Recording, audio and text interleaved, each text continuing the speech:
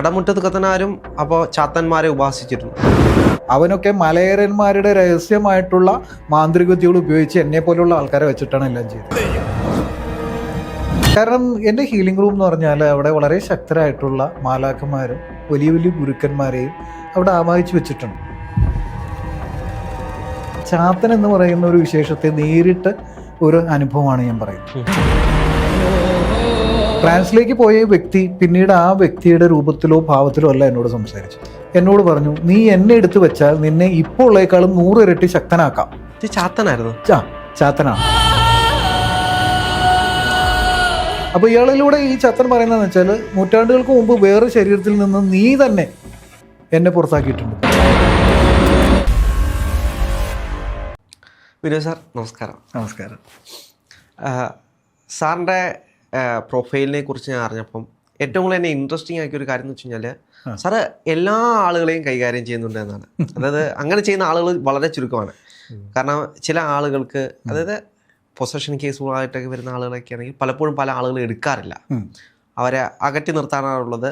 പിന്നെ സാമ്പത്തികം നോക്കിയിട്ടായിരിക്കും പലരും പല ആളുകളെയും എടുക്കുന്നത്. അങ്ങനെ വേർതിരിവുകളുണ്ട് ഇങ്ങനെ കാര്യങ്ങൾ ചെയ്യുന്നത്. പക്ഷേ സാറിൻ്റെ പ്രൊഫൈൽ നോക്കുകയാണെങ്കിൽ സാറ് എല്ലാവരെയും കൃത്യമായിട്ട് അവരുടെ പ്രശ്നങ്ങൾക്കനുസരിച്ച് ഉള്ള കൺസൾട്ടേഷൻ നൽകുന്നുണ്ട്. അപ്പോൾ സാറിൻ്റെ കൺസൾട്ടേഷൻ ചെയ്യുന്നില്ല ഏറ്റവും സാറിന് ഭയപ്പെടുത്തിയ എന്തെങ്കിലും അനുഭവങ്ങളുണ്ടോ? അങ്ങനെ, കാരണം എല്ലാവരെയും കാര്യങ്ങൾ ചെയ്യുന്നുണ്ടല്ലോ, അങ്ങനെ വരുന്ന വിഷയങ്ങളാണ് കൂടുതൽ ആൾക്കാർക്ക് ഒരുപാട് നെഗറ്റീവുകൾ അല്ലെങ്കിൽ തിരിച്ചടികളൊക്കെ വരാറ്. അങ്ങനെ സാറിന് എന്തെങ്കിലും അനുഭവങ്ങളുണ്ടോ? തീർച്ചയായിട്ടും. ഒരു ഹീലറെ സംബന്ധിച്ചിടത്തോളം ഒരിക്കൽ എന്നോട് ഒരാൾ ചോദിക്കുകയുണ്ടായി, ഹീലിംഗ് എങ്ങനെയുണ്ട് സാറേ, ഈസി ആണോ എന്ന് ചോദിച്ചു. ഞാൻ പറഞ്ഞു, ഒരിക്കലും ഈസിയാണെന്ന് പറഞ്ഞിട്ട് ഹീലിംഗ് ഒരു പ്രൊഫഷനായിട്ട് എടുക്കരുത്. കാരണം ഹീലിംഗ് ഒരു പ്രൊഫഷനായിട്ട് എടുക്കണമെങ്കിൽ നമ്മൾ ദൈവികത്വമുള്ളവരായിരിക്കണം, ഡിവിനിറ്റി. അപ്പോൾ നമ്മിലൊരു ഡിവിനിറ്റി ഉണ്ടെങ്കിൽ മാത്രമേ നമുക്ക് പ്രൊട്ടക്ഷൻ പവർ ഉണ്ടാവുള്ളൂ. ഇപ്പോൾ നമ്മൾ ഓരോരുത്തരുടെ ജന്മോദ്ദേശം ഓരോന്നാണ്. അപ്പോൾ ഞാനെന്ന വ്യക്തിയിലെ കഴിവുകൾ കണ്ടിട്ട് അതിലൂടെ സൗഖ്യം കിട്ടേണ്ട ആൾക്കാർ എൻ്റെ അടുത്ത് വരട്ടെ എന്നാണ് ഞാൻ പ്രാർത്ഥിക്കുന്നത്. അങ്ങനെ പ്രാർത്ഥിച്ചാൽ നമ്മുടെ അടുത്ത് വരുന്ന ആളുകളുടെ എണ്ണം കുറയും, സാമ്പത്തികവും കുറയും, പക്ഷേ അച്ചട്ടായിട്ട് ഫലം ഉണ്ടാവും. അതാണ് എൻ്റെ ഈ കഴിഞ്ഞ 11 വർഷത്തെ അനുഭവം ഇങ്ങനെയുള്ള ഹീലിംഗ് എടുക്കുമ്പോൾ. അപ്പോൾ ഞാൻ നോക്കുന്നത്, വരുന്ന ആളുകൾ നമ്മളോട് സംസാരിക്കുമ്പോൾ തന്നെ ഒരു ടെലിഫോണിക് കോൺവെർസേഷനിൽ തന്നെ അവരുടെ ചില കാര്യങ്ങൾ നമ്മുടെ മനസ്സിൽ തെളിഞ്ഞു വരും. അപ്പോൾ നമ്മൾ ചോദിക്കും. ഒരു മകൻ്റെ കാര്യത്തിന് വേണ്ടി ഒരാൾ ഒരിക്കൽ ആലുവയെന്ന് വിളിച്ചു, ചുവര ഭാഗത്ത്. ഞാൻ സംസാരിച്ചു വന്നു കഴിഞ്ഞപ്പോൾ അദ്ദേഹത്തോട് സംസാരിച്ചുകൊണ്ടിരിക്കുമ്പോൾ അദ്ദേഹം ഒരു ഉദ്യോഗസ്ഥനായിട്ട്, ഒരു ഗവൺമെൻറ് ഉദ്യോഗസ്ഥനായിട്ട് വർക്ക് ചെയ്യുന്നതായിട്ട് കണ്ടു. ഞാൻ ചോദിച്ചു, നിങ്ങൾക്കൊരു ഗവൺമെൻറ് ഉദ്യോഗം ഉണ്ടായിരുന്നില്ലേ, റിട്ടയർഡ് ആണോ എന്ന് ചോദിച്ചു. കറക്റ്റാണ് സാറേ എന്ന് പറഞ്ഞു. അയാൾ ഭയങ്കര ഇമ്പ്രസ്ഡായി. അത് കഴിഞ്ഞ് മകൻ്റെ കാര്യങ്ങളൊക്കെ പറഞ്ഞു കഴിഞ്ഞപ്പോൾ ഞാൻ ചോദിച്ചു, മിടുക്കിയായിട്ടൊരു മകളെ കാണുന്നുണ്ടല്ലോ നിങ്ങൾക്കെന്ന് ചോദിച്ചു. അപ്പോൾ അദ്ദേഹം പറഞ്ഞു, സാറിന് എങ്ങനെ മനസ്സിലായി? എനിക്കൊരു മകനും ഒരു മകളേ ഉള്ളൂ. ഞാൻ പറഞ്ഞു, അതെ, 2 പേരെ എനിക്കും കാണാൻ പറ്റുന്നുള്ളൂ. ഇതിങ്ങനെ കണക്റ്റ് ആയി കഴിഞ്ഞാൽ അപ്പോൾ ഞാൻ പറയും, നെക്സ്റ്റ് ഡേ തന്നെ നിങ്ങൾ അപ്പോയിൻമെൻ്റ് എടുത്തോളാൻ പറയും. കാരണം ഇവരുടെ ഇൻഡ്യൂഷൻ നമുക്ക് കൃത്യമായി കിട്ടിയെങ്കിൽ മാത്രമേ നമ്മൾ അവരുടെ കേസുകൾ കൈകാര്യം ചെയ്തു. കൂടുതൽ ഞാൻ അങ്ങനെയാണ് എടുക്കാറുള്ളത്. ചില കേസുകൾ, ഫോർ എക്സാമ്പിൾ, ഇപ്പോൾ ഒരാൾ റെഫറൻസ്, ഇപ്പോൾ രാഹുലിന് തന്നെ അറിയാം, എൻ്റെ കഴിവുകളെക്കുറിച്ച് പൂർണ്ണ ബോധ്യം ഉണ്ടെങ്കിൽ വേറൊരാൾ, ഒരു കസിൻ ബ്രദറിനെയോ ഒരു കസിൻ സിസ്റ്ററിനെയോ അല്ലെങ്കിൽ ഒരു കൂട്ടുകാരനെ അയക്കുന്നു. അങ്ങനെയുള്ള കേസുകൾ ചിലത് വരാറുണ്ട്.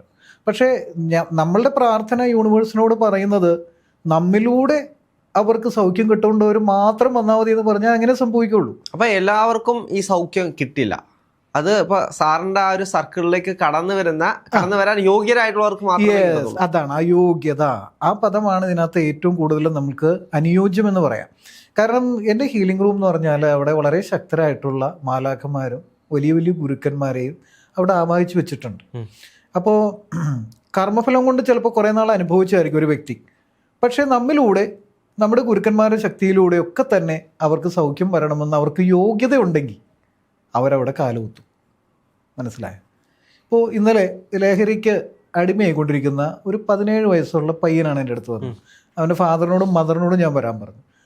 കൗൺസിലിങ്ങിന് വരാൻ താല്പര്യം അവനുണ്ടായിരുന്നില്ല. വന്നു കഴിഞ്ഞപ്പോൾ എന്നോട് ഭയങ്കര സ്നേഹമായി അവൻ പറയുകയാണ്, സാറേ ഞാൻ ഒരിക്കലും ഇങ്ങനെയല്ല പ്രതീക്ഷിച്ചത്, കുറേ ഉപദേശമാണ്. ഞാൻ പറഞ്ഞ അതല്ല, ഞാനൊരു ചർച്ചയാണ് ചെയ്തത്. അവൻ്റെ അച്ഛനും അമ്മയായിട്ട് ചർച്ച ചെയ്തു കാര്യങ്ങൾ. അപ്പോൾ അവരോട് പറഞ്ഞ് മനസ്സിലാക്കി ഇപ്പോഴത്തെ തലമുറ എന്താണ്, അവരോട് എങ്ങനെ പെരുമാറണം. അപ്പോൾ അവന് മനസ്സിലായത്, അവനെക്കുറിച്ചല്ല ഞാൻ കുറ്റങ്ങൾ കണ്ടുപിടിക്കുന്നത്, മറിച്ച് അവൻ്റെ പാരൻസിന് വന്ന അബദ്ധങ്ങളെ കുറിച്ചിട്ടാണ്. അപ്പോൾ അവൻ്റെ അനിയനെ വളരെ ക്രൂരമായിട്ട് മർദ്ദിച്ച കാര്യമൊക്കെ അവൻ പറയുകയുണ്ടായി. അപ്പോൾ അവർ തന്നെ അത് ഏറ്റു പറഞ്ഞു, എനിക്ക് തെറ്റുപറ്റി സാറേ, ഇനി അങ്ങനെ ചെയ്യില്ല. 2 ആൺമക്കളാണ്. അപ്പോൾ ഇത് അവരാ റൂമിൽ വരണമെങ്കിൽ ആ കുട്ടിക്ക് ആ ലഹരിയിൽ നിന്ന് മോചനം നേടണമെന്ന ഒരു യോഗ്യത അല്ലെങ്കിൽ യോഗം ഉണ്ടാവും. ഇതൊരു യോഗമാണ്. അതൊരു യൂണിവേഴ്സിന്റെ കളികളാണ്. അതെ അതെ അതെ അതെ അതെ. അത് എനിക്ക് പറയാതിരിക്കാൻ വയ്യ. കാരണം ഞാൻ ഹീലിങ്ങിനെ കാണുന്നത് ഒരു ദൈവികമായ പ്രവൃത്തിയായിട്ടാണ്.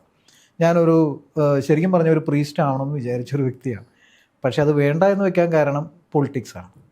കാരണം ഇപ്പോൾ ക്രിസ്ത്യാനിറ്റി തന്നെ നമ്മൾ നോക്കുകയാണെങ്കിൽ ഏതൊക്കെ രീതിയിലുള്ള കുരിശുകൾ നമുക്ക് കാണാം. പല ആകൃതിയിലാണ്, പല രീതികളാണ്. പലർക്ക് പല രീതിയിലാണ് ജീസസ് ക്രൈസ്റ്റിനെ തന്നെ കാണുന്നത്. ചിലർക്ക് ജീസസ് ക്രൈസ്റ്റിനെ വേണ്ട, യഹോവയെ മാത്രം മതി എന്നൊക്കെ പറയുമ്പോൾ ശരിക്കും പറഞ്ഞാൽ ഈ യൂണിവേഴ്സിനെ നയിക്കുന്ന ഒരു പ്രാപഞ്ചിക ദിവ്യശക്തി, അതിനെല്ലാവരും ഒരുപോലെയാണ്. ഞാനും അതിനെ ഒന്നായിട്ടാണ് കാണുന്നത്. അപ്പോൾ ഒരിക്കലും ക്രിസ്ത്യാനിറ്റിയാണ് വലുതെന്നോ ഹിന്ദുയിസമാണ് വലുതെന്നോ അല്ലെങ്കിൽ മുസൽമാൻ അവരുടെ ഒരു കൺസെപ്റ്റാണ് വലുതെന്നോ ഒന്നും ഞാൻ വിശ്വസിക്കുന്നില്ല. എല്ലാം ഒന്ന് തന്നെയാണ്. പക്ഷേ ആത്യന്തികമായിട്ട് നമ്മളെല്ലാം നിയന്ത്രിക്കുന്ന ഒരു ശക്തിയിലാണ് ഞാൻ വിശ്വസിക്കുന്നത്. ആ ശക്തിയുടെ കഴിവ് നമ്മിലൂടെ പ്രവർത്തിക്കുന്നെങ്കിൽ മാത്രമേ നമ്മൾ ഹീലർ ആവാവൂ എന്ന് ഞാൻ പറയുന്നു. ഇങ്ങനെ ഈ സ്പിരിച്വൽ ഹീലർ ആയതിനു ശേഷം അനുഭവിക്കേണ്ടി വന്ന എന്തെങ്കിലും പ്രശ്നങ്ങളുണ്ടോ? ഞാൻ ഓർക്കുന്നത് 2019 ഒരു കേസ് എൻ്റെ അടുത്ത് വന്നു. ഒരു 56 വയസ്സുള്ള ഒരു മനുഷ്യനാണ്. അദ്ദേഹത്തിൻ്റെ പ്രശ്നം എന്ന് വെച്ച് കഴിഞ്ഞാൽ വളരെ രഹസ്യമായിട്ട് എൻ്റെ മൈൻഡ് പവർ ക്ലാസ് അറ്റൻഡ് ചെയ്ത സമയത്ത് കൊല്ലത്തു നിന്നുള്ളൊരാൾ ഒരു ടെസ്റ്റിമോണിയിൽ പറഞ്ഞു അദ്ദേഹത്തിൻ്റെ അനുഭവം. അത് കേട്ട് കഴിഞ്ഞപ്പോൾ ഈ മനുഷ്യന് തോന്നി ഈ മനുഷ്യനിലൂടെ എനിക്കൊരു സൗഖ്യം കിട്ടാമെന്ന്. അത് നമ്മൾ പറഞ്ഞു കഴിഞ്ഞാൽ വിശ്വസിക്കില്ല. ചാത്തൻ എന്ന് പറയുന്ന ഒരു വിശേഷത്തെ നേരിട്ട് ഒരു അനുഭവമാണ് ഞാൻ പറയുന്നത്. അപ്പോൾ അദ്ദേഹം വന്നു, ഹീലിംഗ് കഴിഞ്ഞു. അത് കഴിഞ്ഞിട്ട് ഞാൻ ചോദിച്ചു, സാറേ എന്താണ്, സാറ്റിസ്ഫൈഡ് ആണോ, എന്ത് വേണം എന്ന് ചോദിച്ചപ്പോൾ എന്നെ ഒന്ന് ഹിപ്നോട്ടൈസ് ചെയ്യണം സാറേ എന്ന് പറഞ്ഞു. അപ്പോൾ ഞാനൊരു പ്ലാസ്റ്റിക്കിൻ്റെ ഒരു റിക്ലൈനറാണ് അന്ന് ഞാൻ ഉപയോഗിച്ചിരുന്നത്. ഇന്ന് കുറച്ച് പുതിയതാണ് ഉപയോഗിക്കുന്നത്, കുറച്ചുകൂടി മോസ്റ്റ് മോഡാണ്. അന്ന് ഞാൻ അതിൽ അദ്ദേഹത്തെ ഇരുത്തിയിട്ട് ഞാനൊരു വിത്തിൻ 5 minutes ഇദ്ദേഹം ട്രാൻസിലേക്ക് പോയ വ്യക്തി പിന്നീട് ആ വ്യക്തിയുടെ രൂപത്തിലോ ഭാവത്തിലോ അല്ല എന്നോട് സംസാരിച്ചു. ഈ കുളപ്പള്ളി അപ്പനൊക്കെ സംസാരിക്കുന്ന ആ ഒരു ടോണിലായി സംസാരമൊക്കെ. എന്നെ വെല്ലുവിളിക്കുന്ന രീതിയിലായി. നിന്നെ ഞാൻ മുച്ചൂട് നശിപ്പിക്കും നിൻ്റെ കുടുംബത്തെ എന്നൊക്കെ പറഞ്ഞിട്ട് ദേഷ്യപ്പെട്ട് എന്നെ പേടിപ്പിക്കുന്ന രീതിയിലായി. പക്ഷേ എന്തോ നമ്മൾ ഹീലിംഗ് തുടങ്ങിക്കഴിഞ്ഞാൽ പിന്നെ വേറൊരു വ്യക്തിത്വമാണ് നമ്മൾ. അവിടെ നമ്മൾ യൂണിവേഴ്സുമായിട്ട് കണക്ട് ചെയ്ത് തന്നാൽ ഇതിനൊന്നും പേടി ഉണ്ടാവില്ല. അതേസമയം ആ പ്രക്രിയ കഴിഞ്ഞാൽ റൂമിനകത്തുനിന്ന് പുറത്തേക്ക് ഇറങ്ങിയാൽ ഞാനൊരു സാധാരണ മനുഷ്യനായി മാറും. പക്ഷെ ആ സമയത്ത് നമുക്ക് കിട്ടുന്ന ഒരു ധൈര്യം എന്ന് പറഞ്ഞാൽ അത് പറഞ്ഞറിയിക്കാൻ വയ്യ. എനിക്കറിയില്ല അത് എങ്ങനെയാണ് അത് വരുന്നതെന്ന്. ഓട്ടോമാറ്റിക്കലി ആ സമയത്ത് നമ്മൾ എക്യുപ്ഡ് ആയിട്ടാണ്. നമ്മൾ പ്രാർത്ഥനയിലൂടെ ആ എനർജി യൂണിവേഴ്സിൽ നിന്ന് എടുക്കുമ്പോൾ നമ്മൾക്ക് ആ ശക്തി വരും. ഈ എൻറ്റിറ്റി എന്നെ പേടിപ്പിക്കാനായിട്ടുള്ള ശ്രമം നടത്തി. ഞാൻ പറഞ്ഞു, നീ പേടിപ്പിച്ചുകൊണ്ടൊന്നും പേടിക്കുന്ന ആളല്ല ഞാൻ. എൻ്റെ കൂടെ ഇരിക്കുന്നവർ ശക്തരാണ്. അതുകൊണ്ട് നിനക്ക് എന്നെ ഒന്നും ചെയ്യാൻ പറ്റില്ല, എൻ്റെ രോമത്തിൽ പോലും തൊടാൻ പറ്റില്ല എന്ന് പറഞ്ഞപ്പോൾ ഉടനെ തന്നെ എന്നോട് പറഞ്ഞു, നീ എന്നെ എടുത്തു വെച്ചാൽ നിന്നെ ഇപ്പോൾ ഉള്ളേക്കാളും 100 ഇരട്ടി ശക്തനാക്കാം. ചാത്തനായിരുന്നു? ചാത്തനാണ്. അപ്പോൾ ഞാൻ ചോദിച്ചു, നീ ആരാണ്? ചാത്തനാണെന്ന് എനിക്കറിയാം, നീ എവിടെ നിന്ന് വന്നു എന്ന് ചോദിച്ചു. അപ്പോൾ ഈ വ്യക്തി എന്നോട് ഹീലിങ്ങിന് മുമ്പേ പറഞ്ഞിരുന്നു, കടമറ്റത്ത് പോയിട്ട് അദ്ദേഹത്തിൻ്റെ അച്ഛൻ്റെ അച്ഛൻ വർഷങ്ങൾക്ക് മുമ്പ്, അതായത് ഏകദേശം എനിക്ക് തോന്നുന്നു ഒരു 10-40 വർഷം മുമ്പാണ്, ഇതിനെ എടുത്തു വെച്ച് ആരാധിക്കുന്ന ഇദ്ദേഹത്തിൻ്റെ അച്ഛൻ വരെ ആരാധിക്കുമായിരുന്നു. പക്ഷേ ഇദ്ദേഹം ഈ താലം എല്ലാം കയ്യിലേക്ക് കൊടുത്തു കഴിഞ്ഞപ്പോൾ അത് വലിച്ചെറിഞ്ഞു. അതിനുശേഷം ഇദ്ദേഹത്തിൻ്റെ ജീവിതത്തിൽ തിക്താനുഭവങ്ങൾ പലതായിട്ടും ഉണ്ടാവാൻ തുടങ്ങി. അത് ഏറ്റെടുത്തില്ല. അപ്പോൾ അതിനുശേഷമാണ് ഇത് ഉണ്ടായെന്ന് അദ്ദേഹം പറഞ്ഞിരുന്നു. പക്ഷേ ഈ ഹീലിങ്ങിൻ്റെ സമയത്തും ഇത് തന്നെ പറയാണ്, ഈ ചാത്തൻ പറയാണ്, നീ എവിടെ നിന്ന് വന്നു എന്ന് ചോദിച്ചപ്പോൾ കടമറ്റത്ത് നിന്ന് ഇവൻ്റെ അച്ഛൻ്റെ അച്ഛൻ കൊണ്ടുവന്നാണെന്ന്. അപ്പോൾ അത് കോറിലേറ്റ് ചെയ്തു. അയാൾ പറഞ്ഞതും നേരത്തെ എന്നോട് പറഞ്ഞതും ഹീലിങ്ങിന് മുമ്പ് പറഞ്ഞതും ഈ ഹീലിങ്ങിൻ്റെ സമയത്ത് പറഞ്ഞതും ഒന്നായി. ഒരു ഹിപ്നോസിസിലാണ് അത് സംഭവിക്കുന്നത് കേട്ടോ. അവിടെ ഹീലിങ്ങും ഹിപ്നോസിസും ഒരുമിച്ചാണ്. ഞാൻ ഒരു ഇൻ്റഗ്രേറ്റഡ് അപ്രോച്ചിലൊന്ന് ട്രൈ ചെയ്ത് നോക്കിയാണ് ഇതെങ്ങനെയാണ്. ഒരു ചലഞ്ചായിട്ട് എടുത്തതാണ്. ഇങ്ങനത്തെ കേസ് ആദ്യമായിട്ട് വരികയാണ് എൻ്റെ അടുത്ത്. അങ്ങനെ ഈ ചാത്തൻ പേടിപ്പിച്ച് നോക്കി, അത് കഴിഞ്ഞ് നമ്മളെ പ്രീണിപ്പിച്ച് നോക്കി. ഇതൊന്നും ഞാൻ വഴിപ്പെടുന്നില്ല എന്ന് കണ്ടപ്പോൾ ആൾ കരയാൻ തുടങ്ങി. ഈ റെക്ലൈനറിൽ കിടക്കുന്ന ആൾ ഇങ്ങനെ കരയുന്നത് അദ്ദേഹത്തിൻ്റെ ചെവിയിലേക്കൊക്കെ ഇങ്ങനെ ഒഴുകുന്നുണ്ട്. പക്ഷേ നമ്മൾക്കൊരിക്കലും ട്രാൻസിലിരിക്കുന്ന ഒരാളെ തൊടാനോ അവരെ എഴുന്നേൽപ്പിക്കാനോ അപ്പം ശ്രമിക്കരുത്, കാരണം ഇത് അവസാനം കാണണമല്ലോ. പക്ഷേ ഈ ചാത്തൻ എന്നെക്കുറിച്ച് പറയുന്നത് നൂറ്റാണ്ടുകൾക്ക് മുമ്പ് ഞാനൊരു നമ്പൂതിരിയായിരുന്നെന്ന്. അത് ഞാൻ വളരെയധികം എന്നെ ചിന്തിപ്പിച്ചൊരു വസ്തുതയാണ്. കാരണം എൻ്റെ ഒരു സോൾ മെഡിറ്റേഷൻ്റെ സമയത്ത് എനിക്കൊരു മലയാളം സംസാരിക്കുന്ന ഒരു ബ്രാഹ്മണൻ്റെ ജന്മം ഉണ്ടെന്ന് എനിക്ക് ഒരു ഇൻഡ്യൂഷൻ ഉണ്ടായിരുന്നു. അത് ശരിയാണെന്ന് വെക്കുന്നതായിരുന്നു ഇയാൾ പറഞ്ഞത്. അപ്പോൾ ഇയാളിലൂടെ ഈ ചത്തൻ പറയുന്നതെന്ന് വെച്ചാൽ, നൂറ്റാണ്ടുകൾക്ക് മുമ്പ് വേറെ ശരീരത്തിൽ നിന്ന് നീ തന്നെ എന്നെ പുറത്താക്കിയിട്ടുണ്ടെന്ന് പറഞ്ഞു. അത് നൂറ്റാണ്ടുകൾക്ക് മുമ്പ്. അപ്പം ഞാൻ ആലോചിക്കുകയാണ്, എൻ്റെ സോളിനൊപ്പം എത്ര പഴക്കമുണ്ട്. അപ്പോൾ ഞാൻ ചിന്തിക്കാൻ തുടങ്ങി. എൻ്റെ വർഷങ്ങളായിട്ടുള്ള ചോദ്യങ്ങൾക്കുള്ള ഉത്തരമാണ്. അത് മാത്രമല്ല, പ്രേക്ഷകർ ആഗ്രഹിക്കുന്ന ചില കാര്യങ്ങളും കൂടി ഇതിനകത്ത് ഞാൻ പറയാം. കടമറ്റത്തെന്ന് പറഞ്ഞപ്പോൾ ഞാൻ ചോദിച്ചു, കടമറ്റത്ത് കത്തനാർ നീ അറിയുമോ എന്ന് ചോദിച്ചു ഞാൻ. അപ്പോൾ ഉടനെ തന്നെ ഒരു പുച്ഛഭാവത്തിൽ പറയാണ്, കടമറ്റത്ത് കത്തനാരൊക്കെ നിന്നെ പോലെയൊക്കെ ഉള്ള ഹീലറാണെന്ന് നീ വിചാരിക്കുന്നുണ്ടോ? നീ വലിയ സ്വാത്വികനല്ലേ? അവനൊക്കെ മലയരന്മാരുടെ രഹസ്യമായിട്ടുള്ള മാന്ത്രിക വിദ്യകൾ ഉപയോഗിച്ച് എന്നെ പോലെയുള്ള ആൾക്കാരെ വെച്ചിട്ടാണ് എല്ലാം ചെയ്തത്. എൻ്റെ വർഷങ്ങൾക്കായിട്ടുള്ള ചോദ്യങ്ങൾക്ക് ഉത്തരമായിരുന്നത്. കടമുറ്റത്ത് കത്തനാരും അപ്പോൾ ചാത്തന്മാരെ ഉപാസിച്ചിരുന്നു.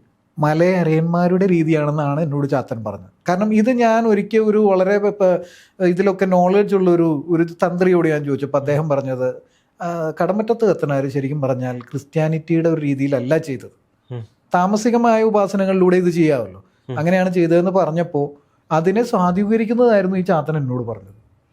ഒരിക്കലും ഈ വ്യക്തി ഇതൊന്നും പറയുമെന്ന് നമ്മൾ പ്രതീക്ഷിക്കുന്നില്ല. അദ്ദേഹത്തിൻ്റെ ഔദ്യോഗിക പദവിയൊന്നും ഞാൻ പറയുന്നില്ല, അതൊക്കെ പറഞ്ഞാൽ ചിലപ്പോൾ ആളെ മനസ്സിലാവും. അതുകൊണ്ടാണ് ഞാൻ പറയാത്തത്. കാരണം ഒരു എത്തിക്സ് ആണ്, നമ്മൾ അവരുടെ ജീവിതത്തെ അത് ബാധിക്കാൻ പാടില്ല. അപ്പോൾ ഇത് അങ്ങനെ പറഞ്ഞ സമയത്ത് എൻ്റെ വേറൊരു വ്യക്തിത്വത്തെ കുറിച്ചിട്ടാണ് ഈ ചാത്തൻ സംസാരിക്കുന്നത്. ഇത് വളരെയധികം എനിക്ക് എന്താ പറയുക, എനിക്ക് ആ സെഷൻ അങ്ങോട്ട് കുറച്ചുകൂടി നീട്ടിക്കൊണ്ടു പോകണമെന്നുള്ളൊരു ആവേശമായി. ഞാൻ ചോദിച്ചു ഞാൻ ആരായിരുന്നു എന്ന് ചോദിച്ചു.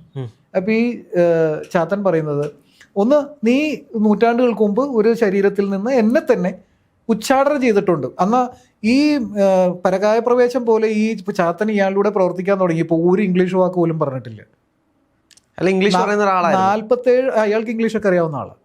47 മിനിറ്റും 12 സെക്കൻഡും ഓഡിയോ റെക്കോർഡഡ് ആണ്. അദ്ദേഹത്തിന്റെ വിവോ ഫോണിൽ ഞാൻ അവിടെ എൻ്റെ മേശപ്പുറത്ത് എപ്പോഴും ഒരു കെട്ട് പുസ്തകം കാണും. ആ പുസ്തകത്തിന്റെ മേലെ വെച്ച് റെക്കോർഡ് ചെയ്തത് ഇപ്പോഴും എൻ്റെ കയ്യിലുണ്ട്.